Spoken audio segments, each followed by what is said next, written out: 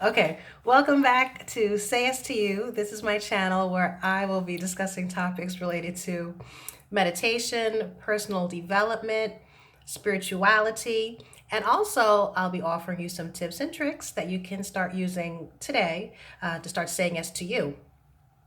On my last video, I talked about the connection between consciousness and chronic pain. Specifically, I discussed I had a car accident. I had been dealing with chronic pain in my back, and it's pretty much, I would say, resolved itself. Certainly, I'm not a chronic pain sufferer. The symptoms that I was experiencing following the car accident, and for several years after that, they're simply not there anymore. It's interesting how life just shows up for you.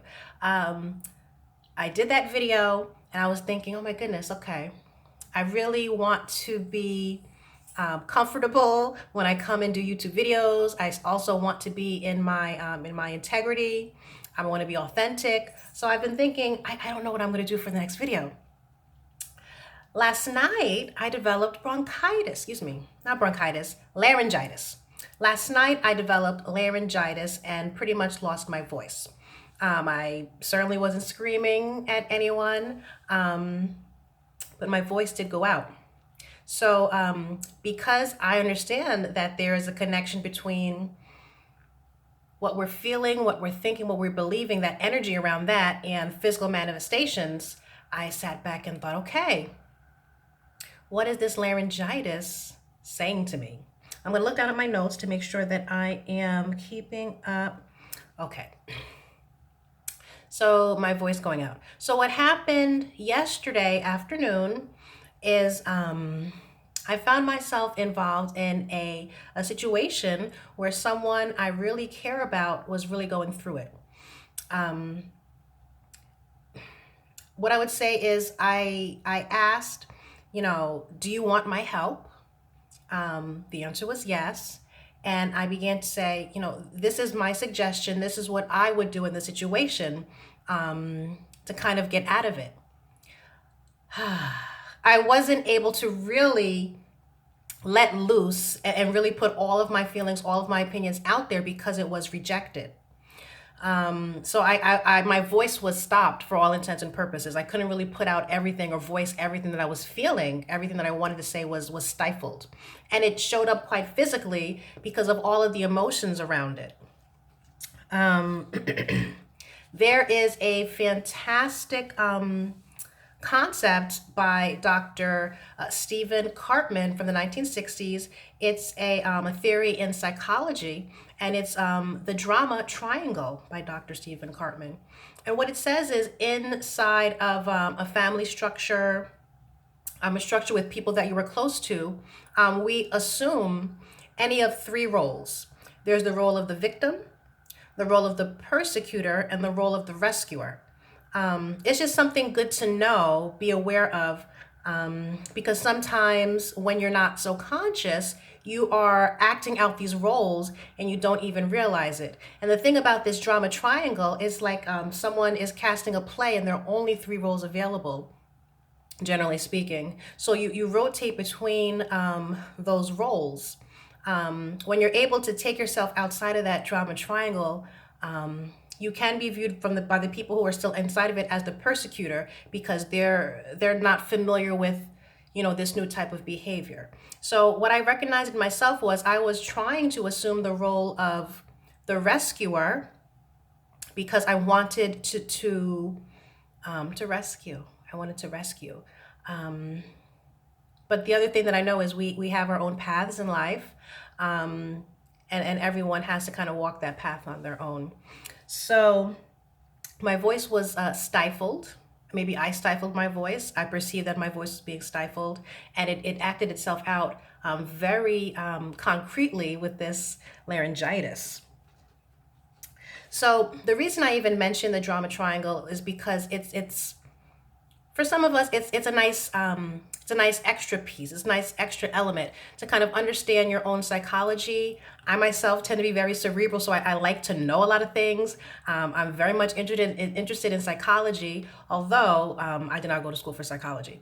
But I'm very much interested in how my own mind can work potentially, and also understanding better the behaviors of others. So there's that psychological piece that I began to work with last night to see what was my role, how are the other people involved acting out?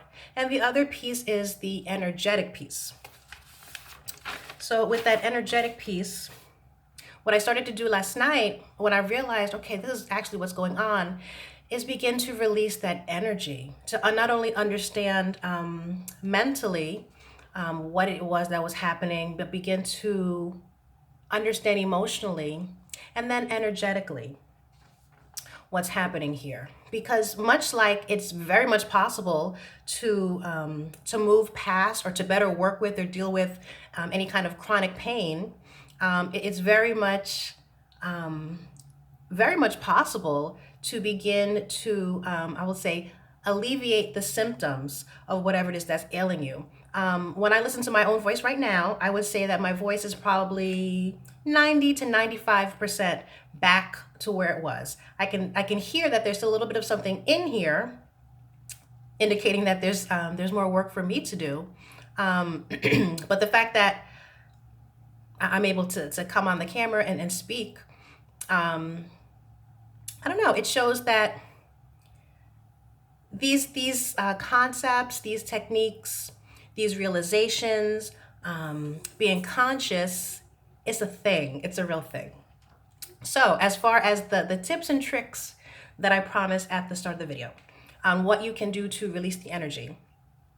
So I may or may not have said in my last video that when we have some type of ailment, some type of discomfort, you can actually get in contact with the symptom, with the energy of it, and say, you know, what is this laryngitis trying to tell me? The fact that I've lost my voice now, what is this condition trying to tell me? Okay, asked and answered. I feel like my voice was stifled. I wanted to speak up. I wasn't able to fully express myself the way that I wanted to. And that may happen to you in your everyday life, but what I would say, as a very sensitive person, is that because it was dealing with someone that, you know, is very, very close to me, I felt it. I could feel that shutting down on my part, but also the pain of seeing someone that I care about in this position. So wanting so much emotion, so much energy, wanting a particular outcome, but not being able to really have that to happen. So that's what the laryngitis would be telling me. For some people, it could be that simple. Depending on, I would say, maybe your progression in your own journey. For some people, it could be that simple. You know, you come to the realization, and once you come to that realization, just shining the light on that situation can be enough to alleviate it. For me, no. For me, no, I require a little bit more. So the second thing I have here, is a nice visualization. So with the visualization, because, you know, everything is energy, what you can do with the visualization, let's walk through a little bit right now, is if you were to, in my case, you know, with my throat, maybe it's an issue with the shoulder, with the knee, but if you close your eyes and you just bring your attention to that area that's ailing you and ask yourself these questions internally. The energy of this discomfort, what size would it be? What is the color of it? What is the shape of it? Does it have a texture? Does it have a smell to it? And allow your imagination to bring forth those answers. It likely for many people may seem like it's all in your imagination, but that's okay. You are actually moving that energy. So in addition to getting something a little more concrete as far as what that energy is like, you could possibly begin to, as you're holding your attention on that area, on the energy of the ailment, imagine some beautiful white light, or beautiful golden light, sprinkling over top the energy. And as the white light or the golden light sprinkles over it, you can begin to see the energy of this ailment disintegrate. Maybe it falls apart, maybe it explodes. But you're using your intentionality and that visualization to kind of dissipate the energy of that. My favorite. Another one I really like is the laying on of hands. Some people will go to pastors or preachers and allow them to lay hands. What I would say about that is what I know is sometimes people have even more problems than what they started out with when they allow other people to lay hands on them. This is actually something you can do for yourself. So let me give you an example of that. So what I would say is you could start by charging your hands. You know, we have chakras in our palms. You can charge your hands by rubbing them together. And as you're rubbing your hands together, you can begin to feel some heat being generated. And then to prove to yourself maybe that this is a thing, if you separate your hands ever so slightly, you can begin to feel the energy that's very palpable in between the palms of your hands. So once you feel that charge, you feel that energy, if you were to put those hands on the area,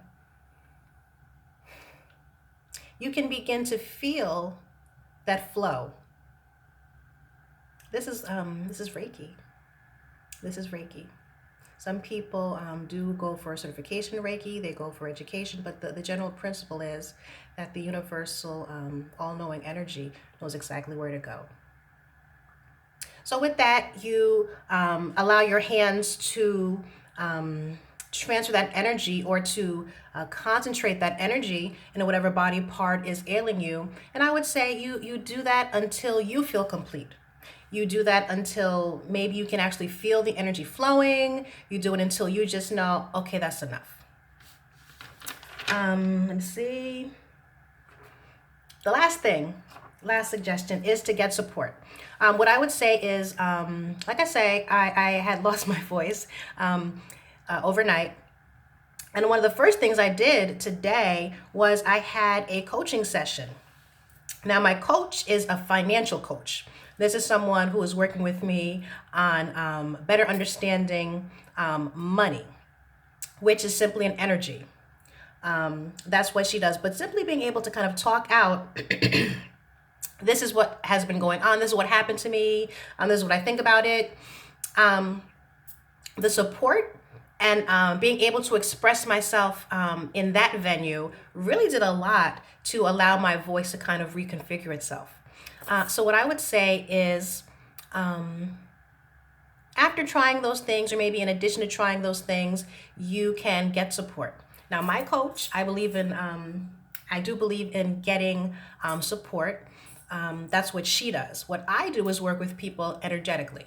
So what I would offer is, if you feel like you would want some support to better understand your own degree of consciousness, how your consciousness can show up as very concrete things in your life, go ahead and open up that description box and you will find my contact information. And if we are a match, maybe we can work together. All right, see you next time. Bye-bye. One take wonder.